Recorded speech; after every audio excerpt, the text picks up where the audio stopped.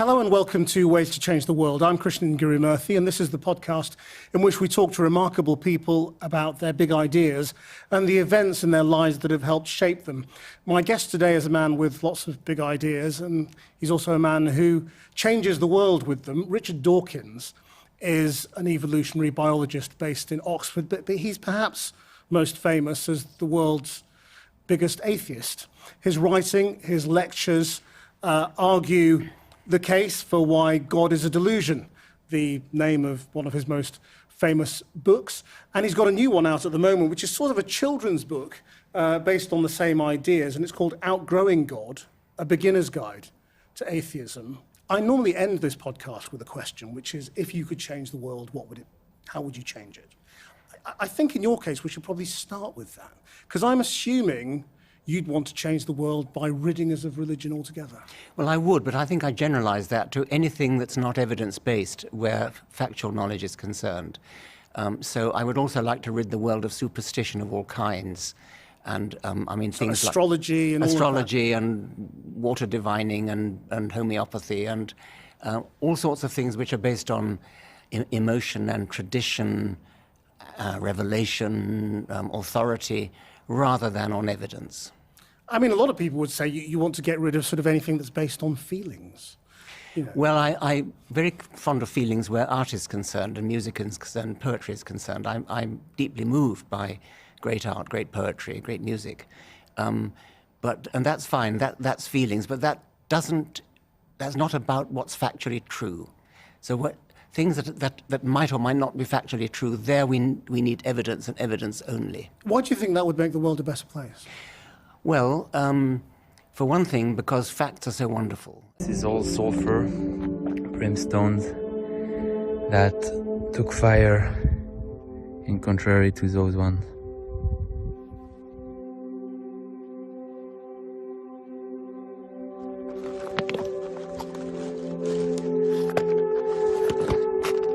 You see? They have burnt brimstones, all of them.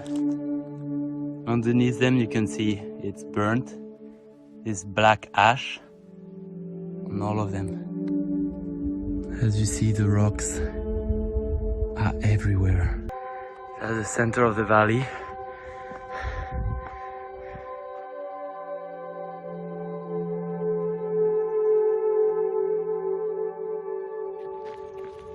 okay, so here you can see kind of a 90 degrees angle structure. This structure has clearly been built on a man-made elevated platform.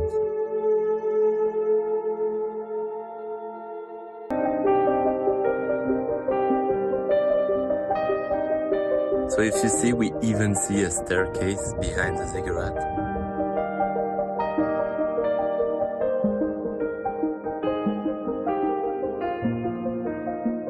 Hasn't been used for 3,500 years. I'm gonna use it again.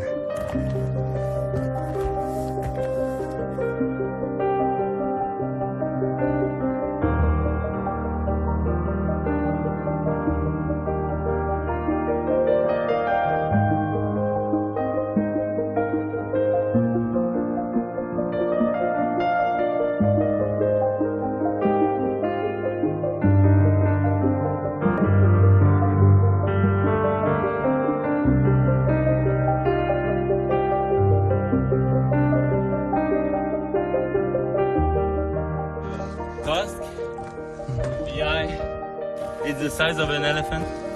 Maybe a statue that got totally destroyed also during the fire. Look at that. It's amazing. That was ancient streets all around here. Streets. Continue.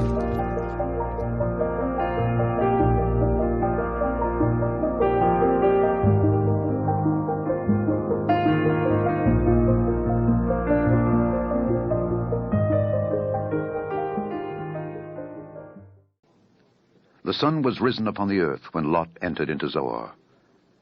Then the Lord rained upon Sodom and upon Gomorrah brimstone and fire from the Lord out of heaven. And he overthrew those cities, and all the plain, and all the inhabitants of the cities, and that which grew upon the ground. But his wife looked back from behind him, and she became a pillar of salt. And Abraham gat up early in the morning to the place where he stood before the Lord, and he looked toward Sodom and Gomorrah, and toward all the land of the plain, and beheld, and lo, the smoke of the country went up as the smoke of a furnace.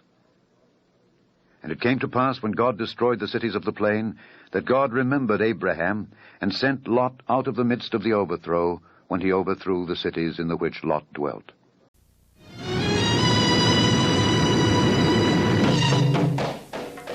Sodom and Gomorrah, the cities of the plain. In Genesis 19, we read how these cities were destroyed by God with brimstone and fire from heaven, the first biblical record of God's vengeance upon evil since the Great Flood. My husband, biblical archaeologist Ron Wyatt, never planned to search for these cities, but in 1989, while working on another project, he was suddenly impressed to stop and examine some odd-shaped, whitish-colored formations along the western shore of the Dead Sea. After driving past these at least 30 or 40 times in the past 12 years, this time they suddenly looked like the shapes of city walls and buildings. Following what clearly looked like the shape of an outer wall, we soon met with a most breathtaking sight. The wall had ended, and we were now looking down into what appeared to be the entrance into the city. But before we entered, our interest was captivated by a most unusual find.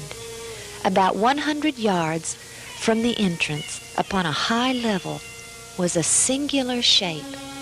As we viewed it from all angles, we all agreed it plainly bore the shape of a sphinx. We later found more of these sphinx shapes, which we'll see later in the film. As we entered the open section, we soon found ourselves walking along very distinctive paths which communicated with one another just as our streets today. As we approached what appeared to be a dead end, we found it turned to the right and continued along until it met another street. There was distinct order here. These were clearly once streets. And along these streets were the shapes of buildings. Even to our untrained eye, the evidence was undeniable. The ziggurat shape near the entrance was almost perfectly preserved. We were all convinced, but we also knew there had to be more evidence than this to convince others.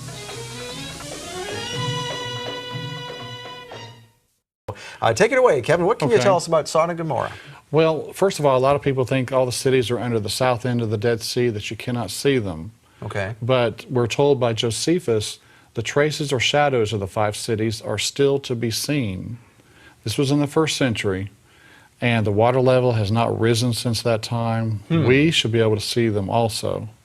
And so when Ron Wyatt in 1989 was driving along the Dead Sea, the one road along the Dead Sea there that goes through Israel, he saw these light color formations. In the background, you can see Masada in this image. See Masada is much darker. In the foreground, you see the soil is much darker. But in the middle bottom there, going horizontally, you see the ashen remains of Gomorrah. So that's right on this. I mean, we can see it in this photograph. Yes, They yes. didn't disappear, as some Right. people say, into the sea. And these are ashen formations. These are not just natural sedimentary rock and so forth.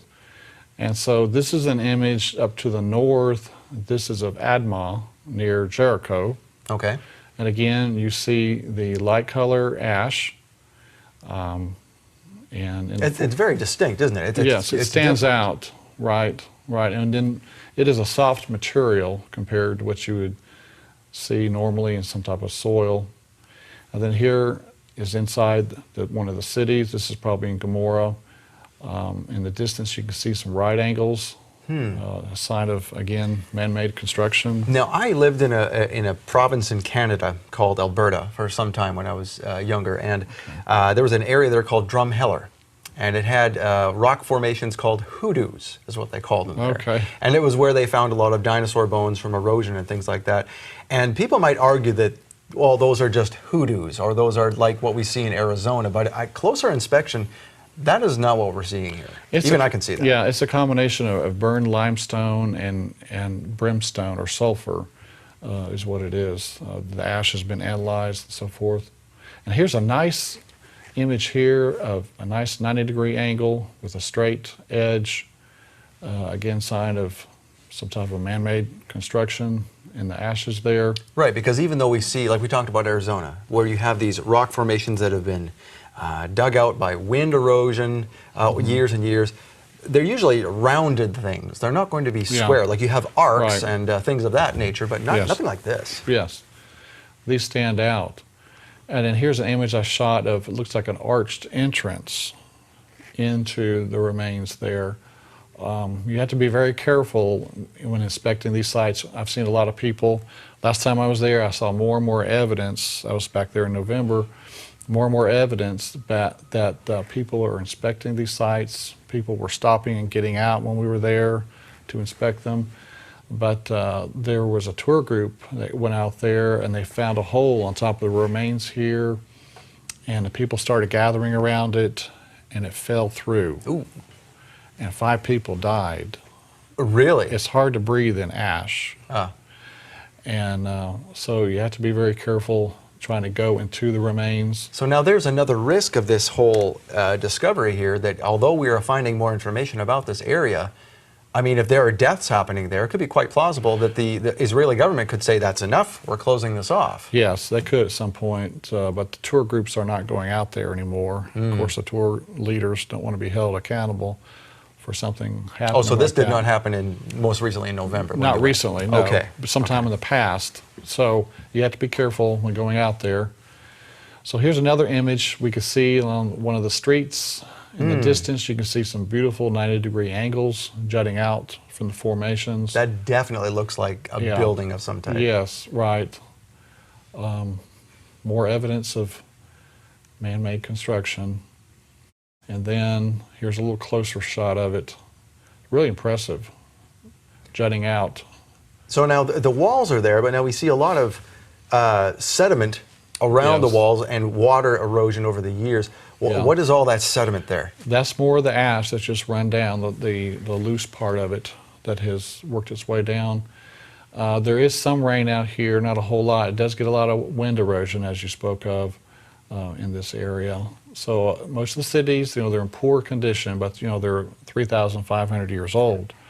Very old remains, and it's rather soft material, so you can't expect them, to look perfect at this point. Now, Paul knew about these. He knew about these cities. He spoke of them. Now, is there any evidence to suggest, or do you know that people have always known that these cities are there, and it's just in recent times that we've dismissed it?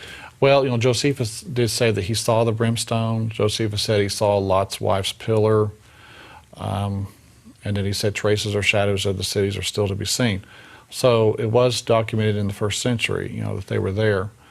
And, Paul does say that they're a sign or example unto us, unto the ends of the world.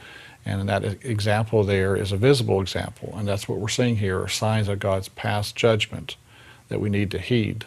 Because this is going to happen again in the future when the lake of fire and brimstone, it falls down. So. And then here's another shot of some of the remains. Again, 90-degree angles coming out from the formations. And then here's a shot. This is like a 90-degree turn here. It's basically a square structure sticking out from the ash. It continues around the other side. So you have multiple 90-degree angles on this building. Are there any assumptions as to what some of these things may have been? I know that Michael in his series on Sodom and Gomorrah mentions one area that looks like it would have been a temple. Yes, there are some that are singular structures that do appear to be a large square-looking building. So yeah, I think we may have an image of one here in the slides. Now here is a swirling effect of thermal ionization, they call it, where there's a swirling effect where the electrons repel and attract, and these remains were swirling in the extreme heat, 6,000 degrees Fahrenheit, and so you see the swirling effect in a lot of the remains there. And this is documented by those who know about these scientific phenomena here that happen. Sure. Yeah. Yeah. Now here it says the ash there today is composed of calcium sulfate and calcium carbonate, which are byproducts of the limestone and sulfur burning. So the ash there is made of the correct composition of the buildings, the limestone burning up, and the brimstone being there, the sulfur. At the days of Elijah, when his altar was consumed, God sent down fire and it consumed the stone altar. So we should expect the buildings there to also be consumed and turned to ash.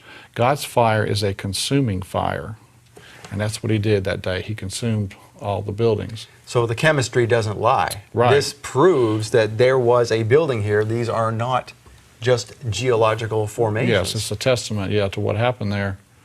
And here's a couple of ziggurats on a raised formation that I saw. They're side by side. They're made of a whiter material, like a ziggurat. And here's a close-up of the side of one of them.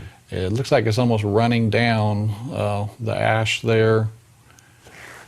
And it's strange how I've seen in some natural history museums where different cultures, to embalm their dead, they would take them to a dry, high place like the top of a mountain, where the bodies would essentially dry out and turn to a leather-like substance. And that's kind of what we have here, is it's preservation through a very dry climate. So that God has preserved this as a warning, like you had said, so that no one can argue that these are the sites. Yes, they are well enough preserved where we can see the formation, we can see the brimstone, and we'll see later here an image of cremated bone. So people were consumed in these ashes. Say on.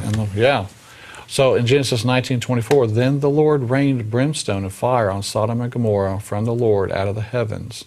So we should expect to see brimstone there. And on the side of that former formation that we saw just a minute ago, I saw some brimstone embedded in the side of it there. It was in a hardened shell. This brimstone, when it burns, the outer part of it turns to a liquid, and when it cools down, it has a hardened shell. And so in this graphic here, I'm using a knife to open it up, and inside you can see the unconsumed sulfur inside of it. Okay. Yeah. And then here is an image of something that appears to have melted. It's pulled down in the bottom, and the upper part of it here has got holes in it, like it's bubbling, extreme heat. I thought this was very interesting here. Yeah, it looks like almost like a lava rock. Yes, right. And then here is an image of, this could have been a temple. On the left, it's in the graphic behind us here, but on the left we see some type of singular ziggurat, and on the right we see a tower. This is a popular location. There's actually dinner parties that happen right out here. It's like the locals recognize, this formation is unique. And yeah, I've been there twice, and they were holding nighttime parties there with elaborate lights set up and a sound stage. And so come have a party in hell. A party, right, with all these people, poor people died. So this is, now obviously this struck you as something significant because you went to the expense of putting it on canvas. So what else holds special significance for this this site, or is it just an interesting? Well, it's very unique. Looks like a man-made structure here. You have the ziggurat and you have the tower. So this is a very impressive picture right here. A lot of people get this photo. But here is a picture again of the ziggurat standing all alone there. And then next, this is very impressive. These are windows. You see a square windows going horizontally across here. Very striking to see this in the sides of the formations. Even if someone could argue that these are not walls, what in the world are square holes doing in the side of them? Right, these are all squares, every one of them there going across horizontally. And here's a little closer shot. Wow. Yeah, it's stunning to see this. You don't see that, in nature, something like this. Very impressive. And this, again, this is in ash. And even afterward, why would people come to this site and carve things on the side? Yeah. That doesn't make sense And this either. is high up. This is not down low. This is up high. It's hard to get to.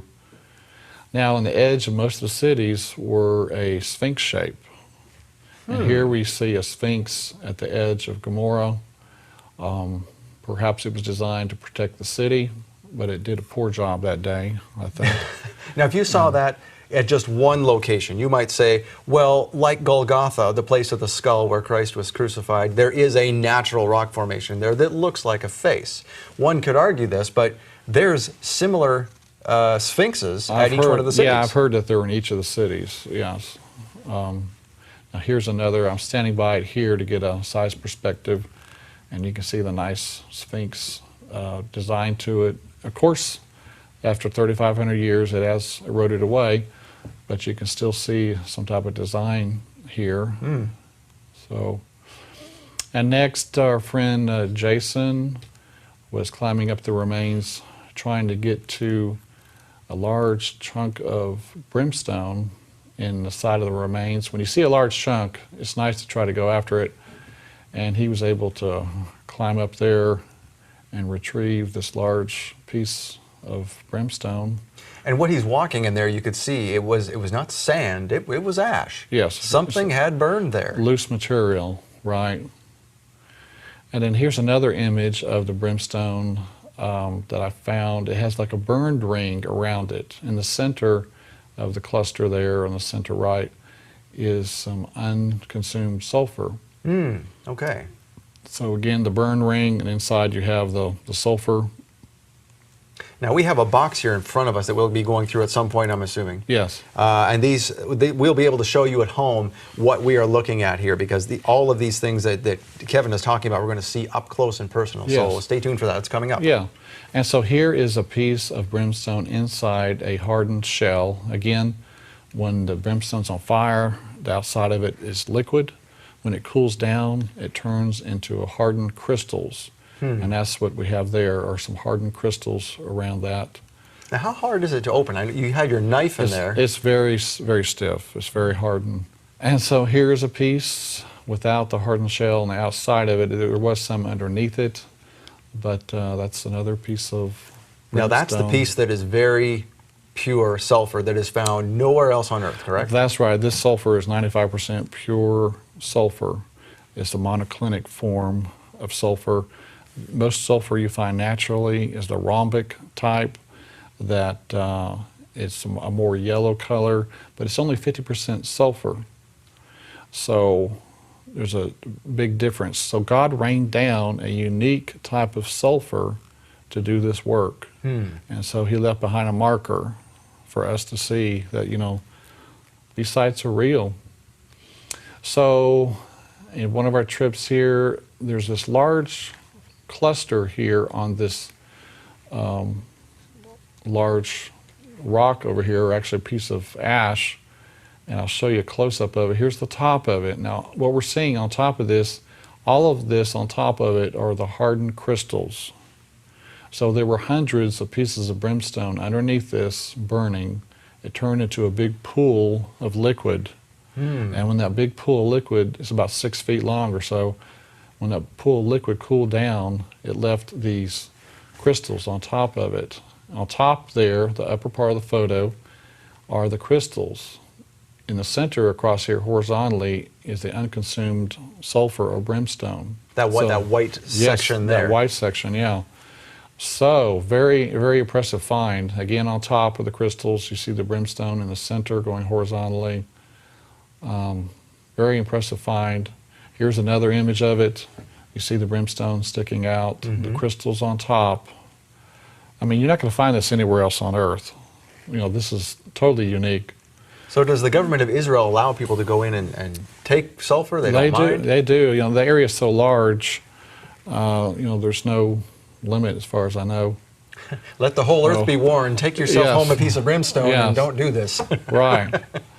And so here is a close-up of some of the layers. Sometimes there's layering effect. In the background was the Sphinx shape we saw earlier. Ah, okay. You know, in the Dead Sea in the background. And so here's a close-up of another piece of brimstone in the formations that we opened up.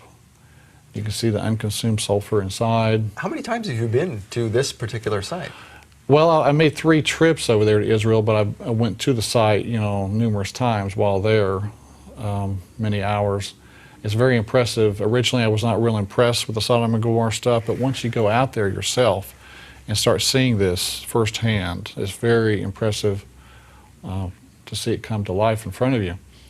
Now, some of these are in vertical. They're basically shot into the sides of the walls. Or some of them are found in vertical. Yeah, they're in, you know, walls. various locations, and some people have. Well, I think Ron White thought they may have originally been about a foot in diameter originally, and then burned down to the smaller size. And here's a 90-degree angle, sort of like a window in the side of the formations. Pretty impressive. Here is another sphinx. Now this one's in Gomorrah again, and in the background is a ziggurat shape. So sphinx, ziggurat. In Egypt you have a sphinx pyramid, you know, near each other. But this is on a raised area, sort of like a high place. Here's a close-up of the sphinx from another angle. Oh, there you can see it. You can see the shape. Yes. It's definitely something man-made there. Right, and this is again an elevated area for worship. There it is again, and the background is Masada. And this is about 40 feet long. This is a large sphinx shape here. Very impressive. And then near it, we saw in the distance, was this ziggurat. And those, you know, it should be just outcroppings like that. Again, more evidence that there's something different here. This was specifically made here. This was intentional. And then here, this was taken down at the south end of the Dead Sea is Zoar. Zoar was later consumed. And it has kind of a square. If you see the light ash there, this has kind of a square shape, the white ash there. So like today, the downtown core areas of most cities are grids, because that's where they start, and then the sprawl begins. And they branch out, lose its square shape, Here's another image in Zoar of a square image in the background. So this is drone footage. What are we seeing here? Yes, so here we're looking down on the formations, and then I'm panning up. Oh, wow, look at that. Yeah, and you can see across the city there. Now this city, which city is this one? This would be considered Gomorrah. Okay. The Bible gives the cities in order, creating the Canaanite border, and this would be the third city that's mentioned, starting from the south and going up. So this is much larger than Zoar. This is huge. Yes, right, this is huge. Sodom and Gomorrah were the 2 largest. That's why a lot of times you hear them say Sodom and Gomorrah, and they don't mention the other cities because they were smaller. But in the distance is the Dead Sea. And this is all city, or some of this the hillside surrounding? This would be all city here that we're looking at. Previously we did see Masada in the background, but at this point this would be all city. How tall are the walls here? I mean, at estimation, what were the heights of these buildings? About 30 feet, a lot of them. It's quite large. And what are we seeing there? Is that a street or where the river runs? A lot of these would be streets. And of course, there has been some erosion since the time. And there's the base of Masada in the background.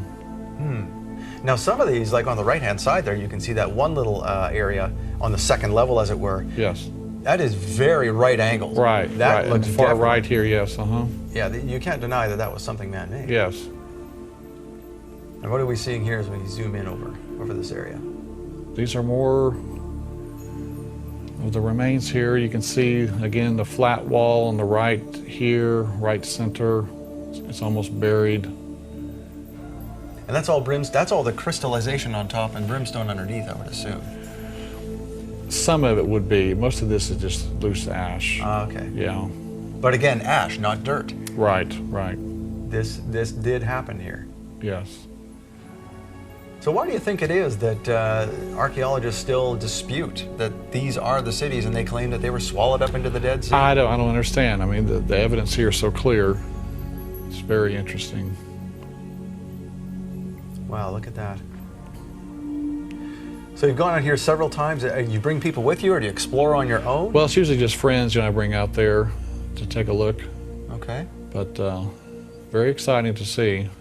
Now, it's also sad. I mean, you got to realize that there were, perhaps 200,000 people that died here in Gomorrah. Now, you had mentioned a few minutes ago about bones. Human bones. Yes. Do we want to get into that before we run out of time? We can. We can show what we have here in the display box that I brought. But in the top left, you can see the naturally occurring rhombic sulfur. And that's found elsewhere in the world? And elsewhere, yes. It's just 50% sulfur. On the left side, we see 2 pieces of brimstone. One in the hardened shell. The other one, the bottom left, is out of the shell. And then in the top center, we see something that looks melted, a melted substance. In the bottom center, we can see cremated bone. Dr. Leonard Moeller, in his book, The Exodus Case, he has an image of a pelvic bone and vertebrae that he found out there. This is the same Leonard Moeller who was on Michael Rood's Red Sea Crossing. That's he was the captain of the boat, as it were. Yes. And then on the right side here, we have some of the consumed brimstone where it turned into a liquid. And when it cooled down, it crystallized. So these are crystals here on the right side. And that's what we saw in that 6-foot pool that you were showing earlier. Right, the crystals. That is just eerie, especially the bone. Yes. That makes it, why would there be people's bones out there? Why would they be cremated? What's with the ash all around the area? Sir. It all adds up, doesn't it? It does. It's just too obvious. Well, this has been fascinating, Kevin. Thank you very much. We've got way more to talk about here. We're going to talk about Kadesh Barnea. We're going to talk about the Red Sea Crossing, Mount Sinai, the Ark of the Covenant, and our final episode is going to be Noah's Ark. Then the Lord rained upon Sodom and upon Gomorrah brimstone and fire from the Lord out of heaven, and he overthrew those cities and all the plain and all the inhabitants of the cities and that which grew upon the ground. Brimstone. Our first sample was found here, having been washed down from a higher location. This is the heavenly marker left behind, which proves the sites to be the real Sodom and Gomorrah. Ron Wyatt was the original discoverer of these cities in 1989, and he now describes the brimstone found here. Okay, we're down at Sodom and Gomorrah still. Right in front of you see some unusual looking spots on this, shall we say, layer of ash. It's not stone, it's ash. Now we'll move in for a close-up of this. And you can see that they're kind of circular shaped places. Now what we have found, and we'll move in a little closer here, is that inside each of these is sulfur. That is, in most of them. Now the ones that do not have sulfur in them, and this one we just took a bunch of sulfur out and put it in our specimen bag. But the ones that don't have sulfur have a very black center where they have, where it's been very hot. So now we'll move in on this one where there is some sulfur still present, and back off just enough so you can see what we're up to here, and we'll go collect that sample in a bag.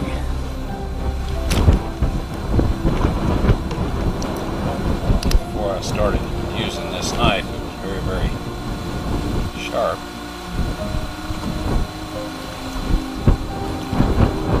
Okay, here this is, and we have collected some more, and it smells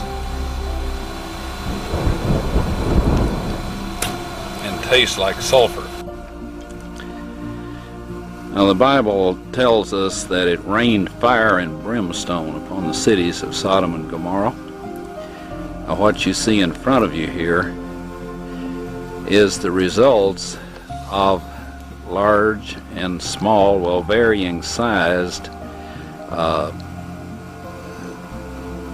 chunks of sulfur, burning sulfur that have hit.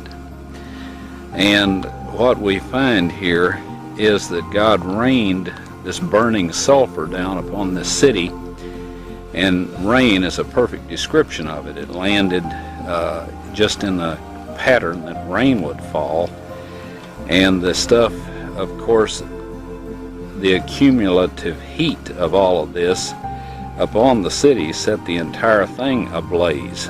The flashpoint of every material there, metal, stone, of course the people, and everything burned, and this sulfur continued to burn, and it vitrified the material around it.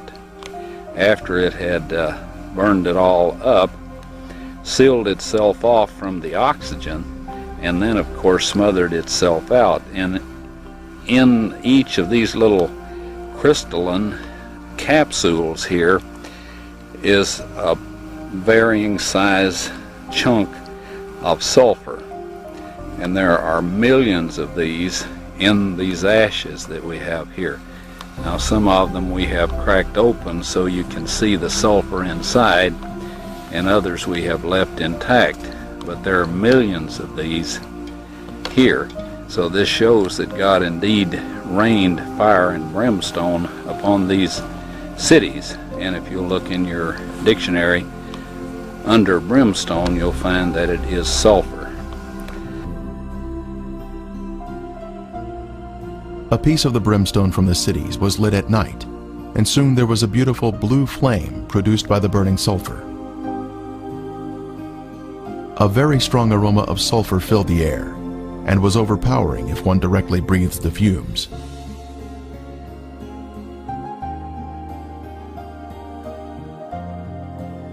Exploring the cities further, more brimstone was found of various shapes and sizes.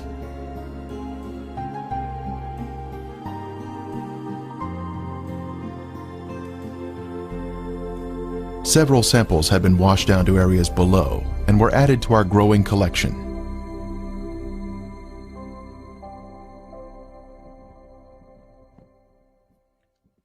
This brimstone is made of monoclinic, white sulfur that has been burned or cooked at a high temperature. It is quite different from natural sulfur that is formed in geothermal areas. Samples were taken to a lab for analysis.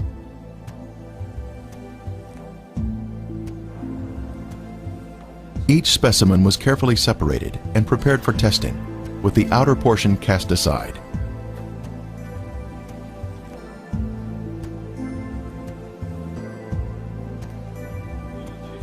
Next, the samples were dried and placed in a rock crusher. Then they were pressed onto a disc. Then they were loaded into a machine for the semi-quantitative X-ray analysis. Each sample was individually transported into the testing chamber for analysis. The results proved to be quite amazing.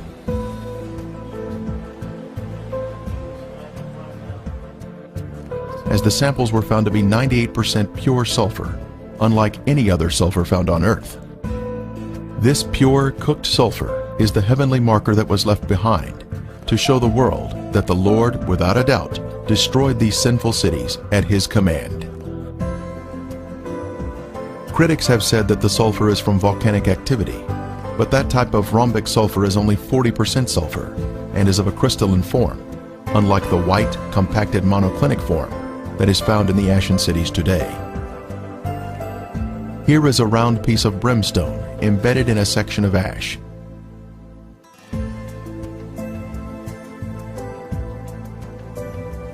Another clump of ash contains a piece of brimstone that has a burn ring surrounding the unburned sulfur inside.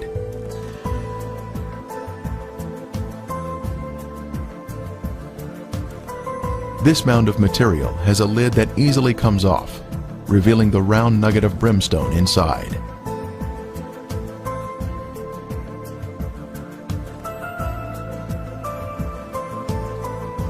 As we gaze across the southern end of the Dead Sea, we can view the El Lisan Peninsula in Jordan. Apparently the city of Gomorrah extended over to this peninsula in the days of Lot. One can find the same white formations in this area. Back over at Gomorrah proper, we can see white, ashen worship structures built atop an acropolis or high place. Both a sphinx and ziggurat are seen here, side by side, much like what we see in Egypt at Giza, with the sphinx and the pyramids built in close proximity to each other. The sphinx represented a god of protection, but even it was consumed in the flames. It is approximately 30 feet long and is quite impressive, both in its shape and size. Resting near it is the ziggurat, symmetrical in shape and also comprised of a special white material. Here we can see a ziggurat standing next to a symmetrical tower. Next, we can see an arched door between two pillars, and once again, another arched door. As we scan across the city, our eye notices a raised white formation in the distance.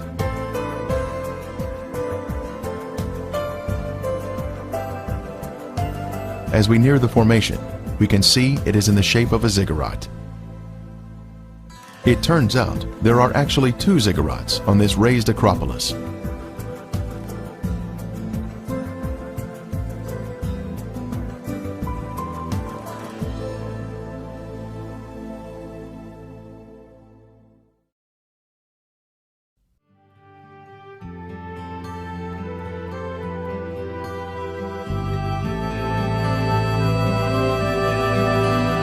The most impressive evidence was this cremated bone fragment that was left behind from some lost soul of Gomorrah. The bone marrow inside was cooked until it had turned white.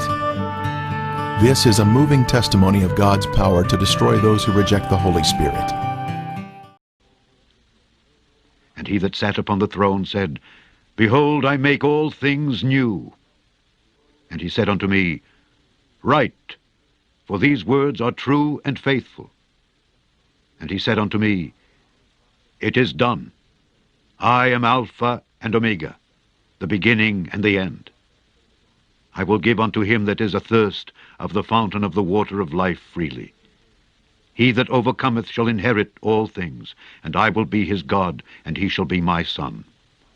But the fearful and unbelieving, and the abominable, and murderers, and whoremongers, and sorcerers, and idolaters, and all liars shall have their part in the lake which burneth with fire and brimstone, which is the second death.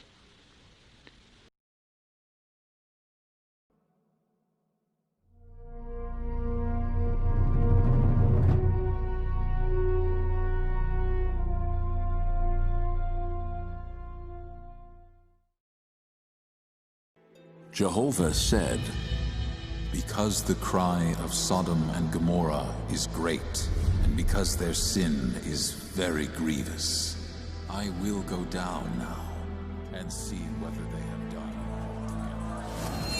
The cities of Sodom and Gomorrah were full of evil, licentiousness, rampant with murder, and indulgence in extravagant pleasures. They reached the point of clamoring against God, of fighting against him, and raging his disposition. Where are the men which came into you this night? Bring them out to us, that we may know them.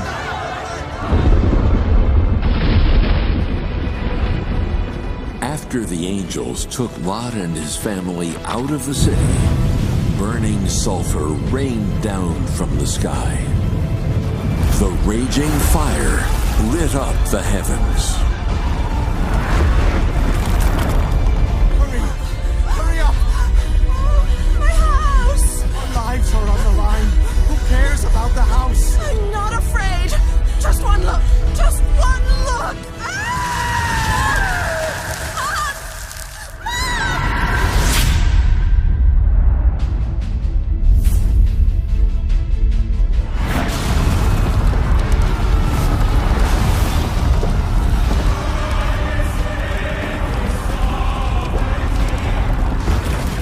Sodom, Gomorrah, and all their residents were reduced to ashes, disappearing into the wrath of God.